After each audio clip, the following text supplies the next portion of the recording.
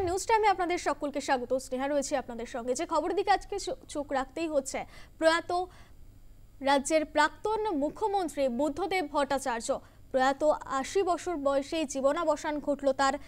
সকাল ৮:২০ পাম এভিনিউয়ের বাড়িতেই প্রয়াত হন রাজ্যের প্রাক্তন মুখ্যমন্ত্রী। যে বাড়িকে দেখা গিয়েছিল এর আগেও যে তিনি বারবার আগলে রেখেছিলেন, সেই বাড়িতেই শেষ নিঃশ্বাস ত্যাগ করলেন তিনি। এর আগেও বারবার তাকে ভর্তি করতে হয়েছিল হাসপাতালে। দীর্ঘদিন ধরে সিওপিডির সমস্যায় ভুগছিলেন তিনি। শ্বাস প্রশ্বাসজনিত সমস্যা ছিল, কিন্তু আজ সকালে জ্বর বেড়ে যায় এবং সেই বাড়িতেই, আজ পাম এভিনিউয়ের সেই বাড়িতেই শেষ নিঃশ্বাস ত্যাগ করেছেন বুদ্ধদেব ভট্টাচার্য। পাম এভিনিউয়ের বাড়িতে আজকে গিয়েছিলেন মুখ্যমন্ত্রী মমতা বন্দ্যোপাধ্যায় এবং সেখানে তিনি প্রাক্তন মুখ্যমন্ত্রীর প্রয়াণে শোক প্রকাশ করেছেন। বুদ্ধদেব ভট্টাচার্যের প্রয়াণে শোক স্তব্ধ রাজনৈতিক মহল এবং আজ পাম এভিনিউয়ের বাড়িতে গিয়েছিলেন মুখ্যমন্ত্রী মমতা বন্দ্যোপাধ্যায়।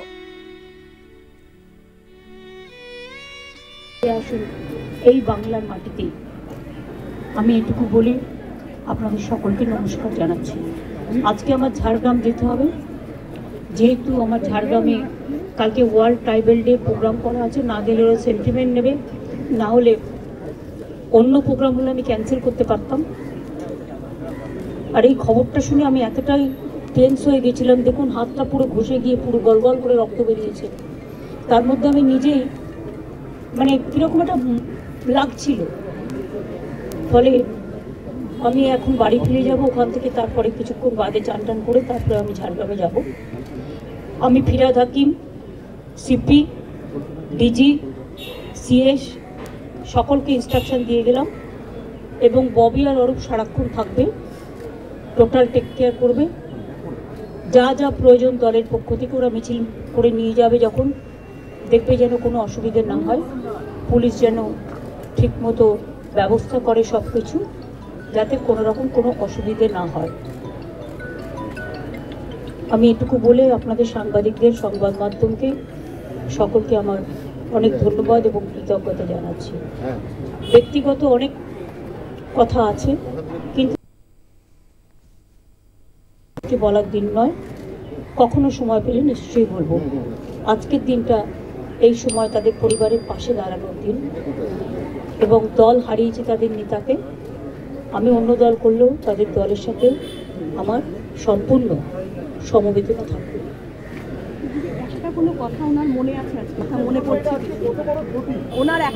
না, আমি যখন আসতাম, যতদিন তিনি ভালো ছিলেন, তিনি অনেক গল্প করতেন, অনেক কথা বলতেন, সেগুলো ব্যক্তিগত লেভেলে। আমি সেসব কথা বাইরে আনতে চাই না। আমার সাথে দেখা হয়েছে সিঙ্গুর আন্দোলনের পরে, গোপাল গান্ধী যখন গভর্নর ছিলেন, একটা সুন্দর পরিবেশে আলোচনা হচ্ছিল। গোপাল গান্ধী তখন জিজ্ঞেস করলেন, আচ্ছা বলুন তো, ধরা থাক গানটার অন্তরাটা কি? উনিও বসেছিলেন, আমিও বসেছিলাম। আমি তখন বলেছিলাম, যে পথে যেতে হবে সে পথে তুমি একা, নয়নে আধার রবে, ধ্যানে আলোক রেখা। এই ঘটনাগুলো আমার মনে পড়ে। 92-তে যখন দাঙ্গা হয়, আমি ছুটে গিয়েছিলাম মহাকরণে, আমার কিছু দরকার আছে কিনা সাহায্য। আমি যখনই কোনো পরিস্থিতি দেশে বা রাজ্যে হয়েছে যেটা রাজনীতির ঊর্ধ্বে থেকে শান্তি রক্ষা করার জন্য, সেটা আমি সবসময় করেছি। এবং আপনাদের সকলকে বলবো, যেভাবে শান্তি রক্ষা করছেন আপনারা, সেইভাবে শান্তির সাথে, শ্রদ্ধার সাথে শোক জ্ঞাপন করুন।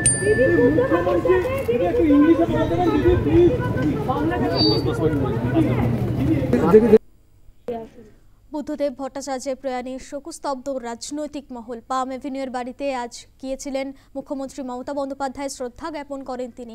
আজ পূর্ণ দিবস ছুটি ঘোষণা রাজ্যের এবং এই সৎ ও স্বচ্ছ রাজনৈতিক ব্যক্তিত্ব বুদ্ধদেবের প্রয়াণে মন্তব্য দলমত নির্বিশেষে সকলেরই এবং ইতিমধ্যেই শোকস্তব্ধ রাজনৈতিক মহল।